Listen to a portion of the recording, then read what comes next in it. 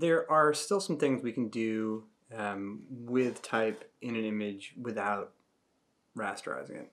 So first thing we're going to do, I've got this file called, I don't know, Skyline Pixel something something. I don't know what it is. I guess I can come up here to Window, Skyline Pixel Image. So you can play with that. And let's go ahead and I'm going to make a big old text box. By the way, if you don't like the lorem ipsum coming in here, you can go in and turn that off in Preferences. Alright, so I'm going to make my font size a lot bigger, and I'm going to have it say the word Skyline. Oops. And let's get those guys out of my way so I can move this over here. Move that. Come on, friend. Also over there. Sure, we'll dock that at the bottom.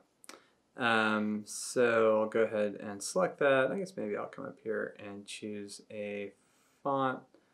Let's go with Impact, and let's make it bigger. And I'm going to go ahead and shrink down that box. You'll see things are like sliding around. That's because my text is center aligned, so as I brought in that one corner, the whole thing shifted over a little bit. Alright, still make it a little bit bigger.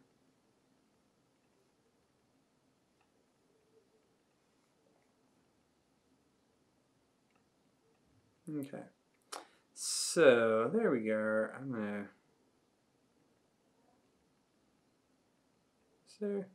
sure, why not? So that's great. I did notice if I go far enough away from the text, you'll see it goes from a move cursor just to a regular cursor I can click, and that means it's done with what my text editing. And of course I can always come back to it by double clicking on there.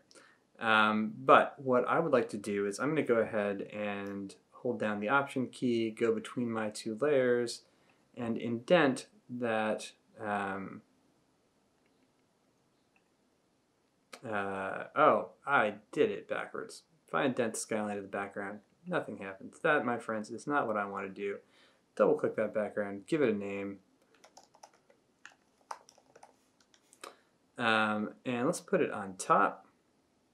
Where'd my text go? Why did I spend all that time doing it? And now let's Option click and indent it. Boom. And now we have that image is behind our text, which I gotta say is kind of fun.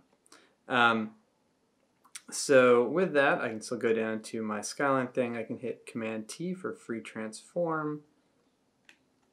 I can stretch it out a little bit.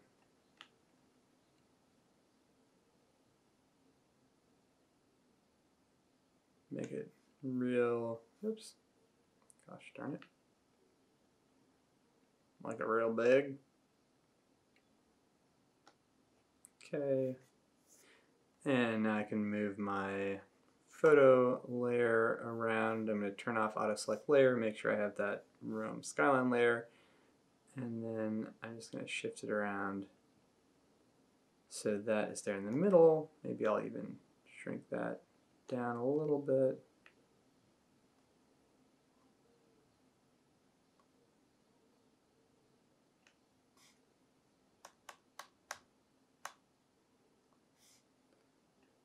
Well, you know, can't have everything.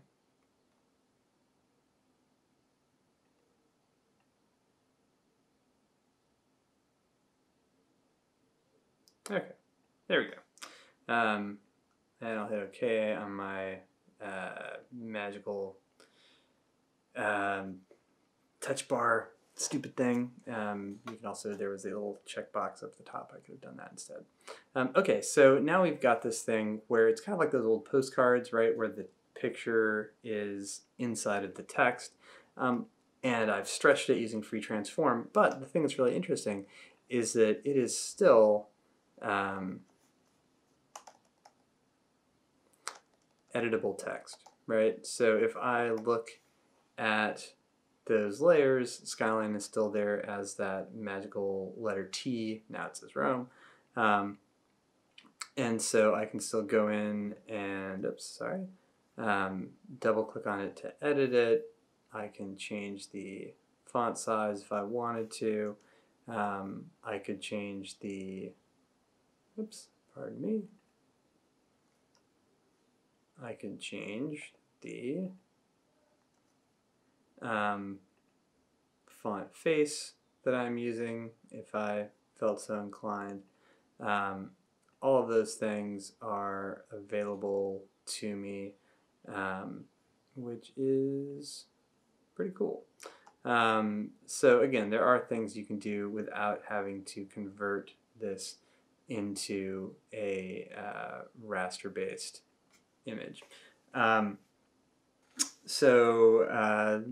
That's one thing. Go ahead and try that with the Rome picture or the Skyline picture, and should be pretty straightforward. Take 5 minutes, throw it up on the Padlet.